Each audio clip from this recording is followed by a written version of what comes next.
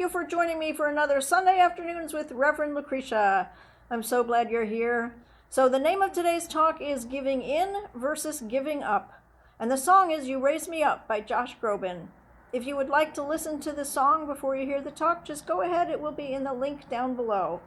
So we're going to be talking about the fact that giving in is accepting the things you cannot change.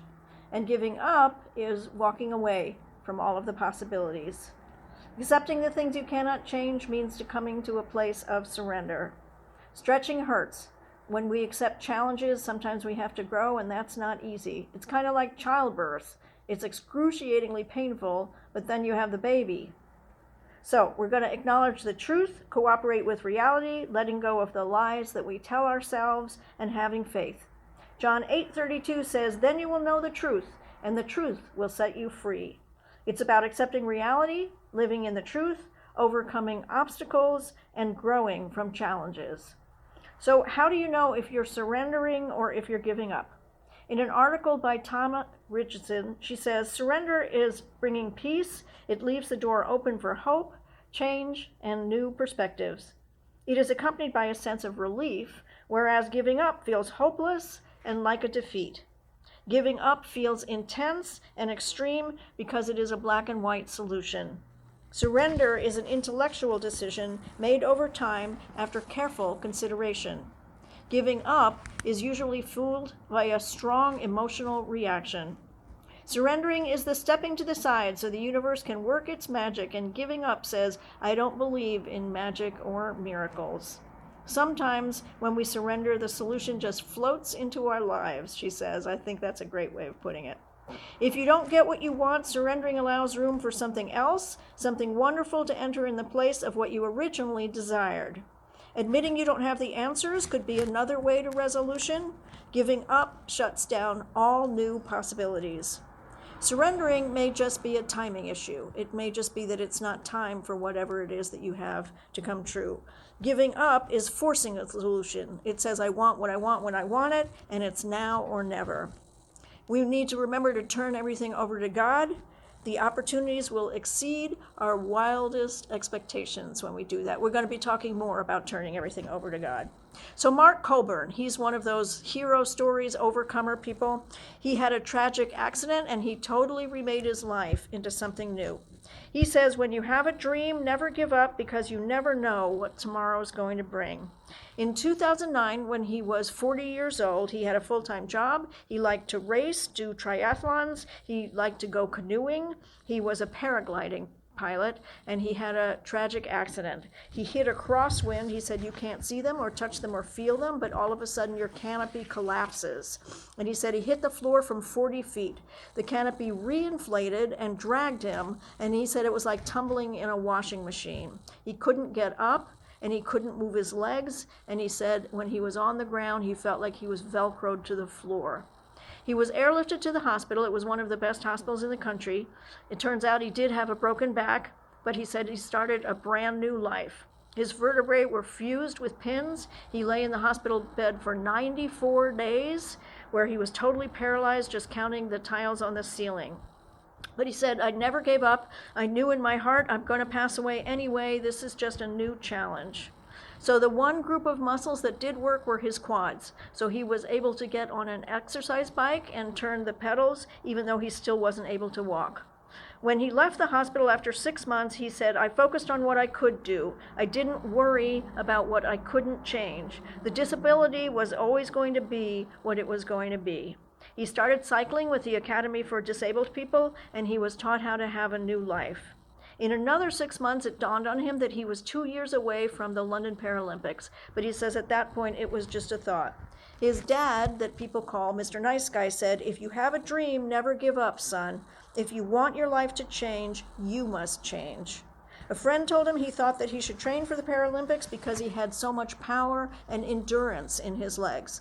So he went to Crete for 6 months, where he did training, and he cycled a total of 3,500 miles. It was now 1 year before the Britain Paralympics, and they took him for 5 races just to test him out to see how he would do, and it turned out he came back with 5 medals. So they thought, yeah, this is worth the bet. We might actually get a medal out of this if we take him on and train him. So they shipped him to Manchester, where he trained full-time for the 2012 Paralympics. His dad asked him to come home, and when he went home, his dad told him that he had stomach cancer. Months later, he raced the World Championships, and he won the silver.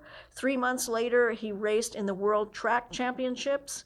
1 week before he went, his dad told him that he might not make it through the week, but his dad said, "Go to LA and win that gold for me." He did go to LA, he did win the gold, and his dad did pass while he was gone. It was now 6 months before the Paralympics. He had won 2 silver medals and 2 World Cups, and he was invited to represent Great Britain in London. He says, now all the work was done. It was time to perform for Mr. Nice Guy. So there were 3 races. He broke 2 world records, and in the final race, he did win the gold medal, and he was able to do that for his dad. So not all of us are heroes in a public way, but many of us have daily personal challenges, health challenges, financial, professional, helping loved ones who are battling illnesses, dealing with elderly friends and parents, trying to juggle so many balls at the same time.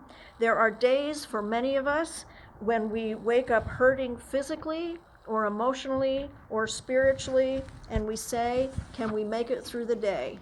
Sometimes we feel tired and overwhelmed with all of our responsibilities. Sometimes we struggle with whether or not we should get out of bed or roll over and go back to sleep. It's always about faith and trust.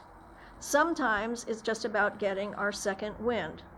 Clint Schumacher wrote an article about getting your second wind. He was someone who ran in the Dallas Marathon. And when he ran, it was actually a very cold day. It was sleeting when he started out. He got this horrible cramp in his back, and he couldn't breathe. And so he had to stop and just walk. But every time he stopped to walk, he got chills because it was so cold. And so then he had to start running again just to get his body warm. So he did this intermittent walking and running. And by mile 8, he said, I don't know if I can do this anymore. I might need to just accept that I can't even finish this race. But he kept on going, and he said he found his second wind. And he says, when you do that, the strain becomes less, you find your reserve. It's not just physical reserve, it's also emotional and psychological and spiritual as we strive towards our adversity. All of us are facing problems that force us to ask the question, may I make this through this? Is this too big for me? He was trying to start a family. He was a young attorney. He was trying to get his practice up and running. He and his wife were having infertility issues, and they weren't able to have any children. And he said we would have these discussions where we would sit down and say, can we get through this? This is really hard, and this is not what I expected. He says there is a second wind out there for you if you will continue striving on your race. Dealing with adversity and trying to get past obstacles, he said, take note of what the resilient people do. He says we don't pick the adversities that we run up against, but we can choose how we can respond to them. Either why me or try me. I will figure this out. So one of the most powerful tools of resilient people is the tool of connection. Find others that have been through the same obstacles for hope and also for a practical roadmap. He says he found a couple who had been through this, the infertility struggle, and he said if they can do it, we can do it too. He says, someone with a healed scar helps someone with a fresh wound of the same type. For healing to happen, it has to be vulnerability on both sides. He says, most times we cover up and hide away our failures. We don't want anyone to know that our perfectly projected Facebook life or Instagram life is not reality. So we package it up and hide it away. We block connection because no one knows the struggle that we are going through. Whenever we are brave enough to be vulnerable with our struggle, there is someone who has walked ahead of us who can get us to the point where we will find our second wind. You probably have both obstacles that you have come from and adversities that you are walking through right now. He says, shake it off and step up, arise, and your second wind will appear. So let's talk a little bit about resiliency and how to do that. In an article by Bobby Emil, she says, accepting reality of the adversity is the first step that you may be facing. Acceptance has to do with letting go and surrender, giving in to the reality of the current situation, letting go of the judgments and expectations that you might have about the outcome. Work towards the goal without being completely locked into just one result being acceptable. In other words, say to yourself, I have this in mind, but there may be some other ways that this will come to pass. Letting go of the attachment to the outcome allows for peace and freedom. We talk all the time in recovery about take the action and let go of the results. So do everything with a mind that lets go. That's meditation teacher Ajahn Chah, who says, don't accept praise or gain or anything else. If you let go a little, you will have a little peace. If you let go a lot, you will have a lot of peace. If you let go completely, you will have complete peace. You must let go to move forward. Our greatest weakness lies in giving up. The most certain way to succeed is always to try just one more time. That's by Thomas Edison. So we're going to talk a little bit about scripture, and there are two parts. One part is accepting the truth, and one part is surrendering. Psalm 25:5 says, guide me in your truth and teach me, for you are God, my Savior, and my hope is in you all day long. Psalm 45:4 says, in your majesty ride forth victoriously in the cause of truth, humility, and justice. Let your right hand achieve amazing deeds. John 3:21 says, but whoever lives by the truth comes into the light, so that it may be seen plainly that what they have done has been done in the sight of God. Ephesians 6:14, you'll hear me say this, one of my favorite ones, stand firm then with the belt of truth buckled around your waist, with the breastplate of righteousness in place. First step is always acceptance, living in the reality, focusing on what can be changed, realistically assessing our options, and then asking for help, both from God and for each other. Strength is being able to ask for help. Strength comes from being vulnerable. Joshua 1:9 says, have I not commanded you, be strong and courageous? Do not be afraid, do not be discouraged, for the Lord your God will be with you wherever you go. By the way, cor is the French word for heart, so discouraged means that you're turning away from your heart. Isaiah 41:10 says, so do not fear, for I am with you. Do not be dismayed, for I am your God. I will strengthen you and help you. Philippians 4:13 says, I can do all things through him who strengthens me.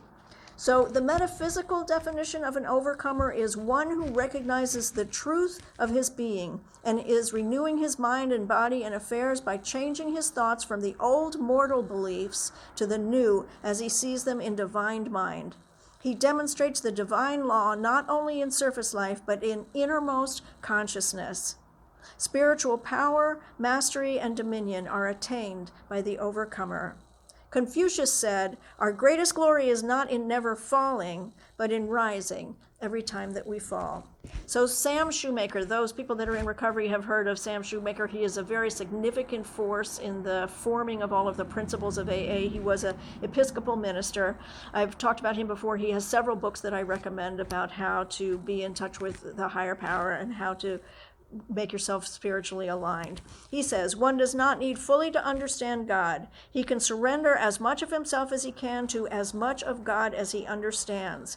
Then his decision must be to give in, to abandon himself to God, to let go. He must take the position that God is God and self is not. This is embodied in the language of the Lord's Prayer, thy will be done. The heart of surrender does not lie in asking God to take our problems and solve them for us because we have been unable to do so. It lies in giving ourselves to him for the doing of his will. And finally, remember always that the true meaning of faith is in self-surrender to God. Never give up. Have faith God is here in every minute of it. He wants to give us his gift of faith so that amid the perplexities and difficulties and sorrows of this time and of all time, we can be calm and triumphant within and be ourselves, persuaded that neither death nor life, nor angels, nor principalities, nor powers, nor things present, nor things to come, nor height, nor depth, nor any other creature shall be able to separate us from the love of God. And that's Romans 8:38. So this is what I know. I have personally known people who have overcome tragedies, who have remade themselves into someone new.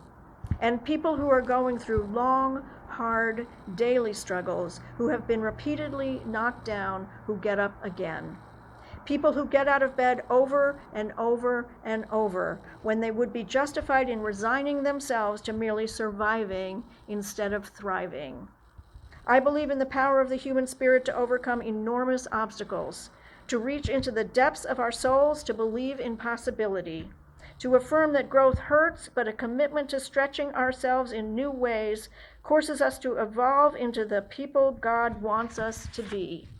I believe when we surrender ourselves to God's will, doors will open we never dreamed of. Healing will take place. We can see better days, even if they are slower in coming than we think we can tolerate. Put your faith in God. Trust more. Reach out for help more. Allow yourselves to hurt as you heal, and then let go of the struggle. Remember, at all times, the power is in you. It always has been, and it always will be. And so it is. Thank you so much. I appreciate that you're listening to this talk. If you would like to get more information, please visit my website, lostinsideministry.com. You can also listen to my Grateful Living podcast. All of the information is on that website as well. I send you on your way with many blessings.